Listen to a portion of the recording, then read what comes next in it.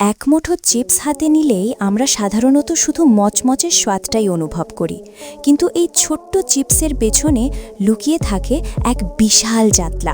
মাটি থেকে শুরু করে অত্যাধুনিক ফ্যাক্টরির ভেতর দিয়ে আপনার হাতে পৌঁছানো পর্যন্ত।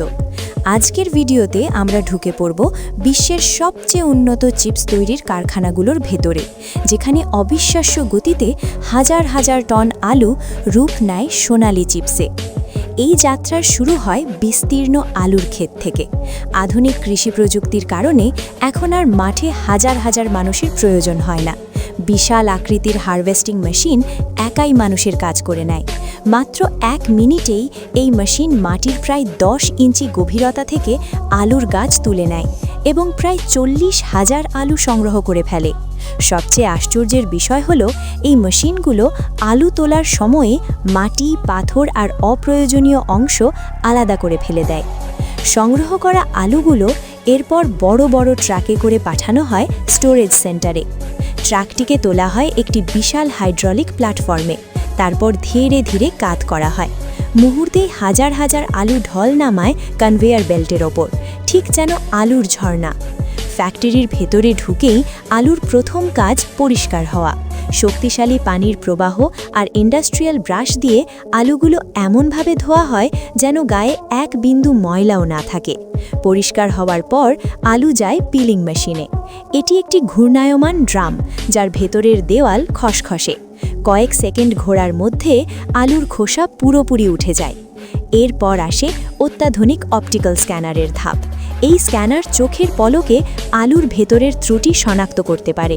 সামান্য পচন বা কালো দাগ থাকলেই শক্তিশালী বাতাসের চাপে সেই আলুটি সরিয়ে ফেলা হয়। শুধুমাত্র নিখুঁত আলুগুলোই পরের ধাপে এগোয়। এরপর শুরু হয় সবচেয়ে নিখুঁত কাজ, স্লাইসিং। আলুগুলো রাখা হয় এক দ্রুত গতির ঘূর্ণায়মান ড্রামের ভেতরে, যা মিনিটে 1000 বারেরও বেশি ঘোরে।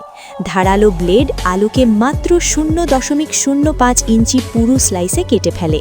একটি আলু থেকে বেরোয় প্রায় 30 থেকে 35টি সমান স্লাইস। সাধারণ চিপসের জন্য সোজা ব্লেড আর ঢেউ খেলানো চিপসের জন্য ব্যবহার হয় বিশেষ আকৃতির ব্লেড। কাটা স্লাইসগুলো আবার ঠান্ডা পানিতে ধোয়া হয়, যাতে অতিরিক্ত স্টার্চ ধুয়ে যায়। এতে ভাজার সময় চিপস একে অপরের সঙ্গে লেগে থাকে না এবং রঙও হয় সুন্দর ও পরিষ্কার। এরপর শুরু হয় আসল রূপান্তর। প্রায় 40 ফুট লম্বা ফ্রায়ারে স্লাইসগুলো প্রবেশ করে, যেখানে তেলের তাপমাত্রা থাকে প্রায় 350 ডিগ্রি ফ্যারেনহাইট। প্রায় 3 মিনিট ভাজার পর আলুর ভেতরের সমস্ত পানি উবে যায় এবং তার জায়গা নেয় তেল।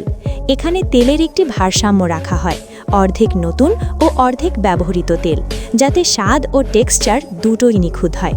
ভাজা শেষ হলে চিপসগুলো বেরোয় উজ্জ্বল সোনালি রঙে।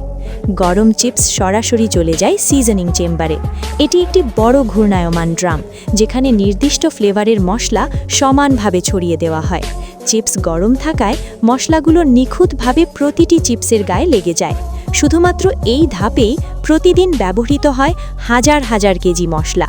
সবশেষ ধাপ হলো প্যাকেজিং। কম্পিউটার নিয়ন্ত্রিত অত্যাধুনিক মেশিন একদম সঠিক ওজন মেপে প্রতিটি প্যাকেটে চিপস ভরে। এরপর প্যাকেটের ভেতরে ভরা হয় নাইট্রোজেন গ্যাস। এটি চিপসকে মচমচে রাখে এবং যাতায়াতের সময় ভেঙে যাওয়ার হাত থেকেও রক্ষা করে। এইভাবেই একটি সাধারণ আলু পাড়ি দেয় দীর্ঘ পথ, আর শেষ পর্যন্ত আপনার হাতে এসে পৌঁছায় মচমচে চিপস হয়ে। প্রতিটি প্যাকেটের ভেতরে লুকিয়ে থাকে অসংখ্য ধাপ, অসাধারণ প্রযুক্তি আর মানুষের পরিশ্রম। ভিডিওটা ভালো লাগলে একটা লাইক কমেন্টে করতে ভুলো না, আর নতুন হলে অবশ্যই সাবস্ক্রাইব করে বেল আইকন প্রেস করে রাখো, যাতে পরের ভিডিও মিস না করো। দেখা হবে আগামী ভিডিওতে। ততক্ষণ পর্যন্ত ভালো থেকো, সুস্থ থেকো। ধন্যবাদ।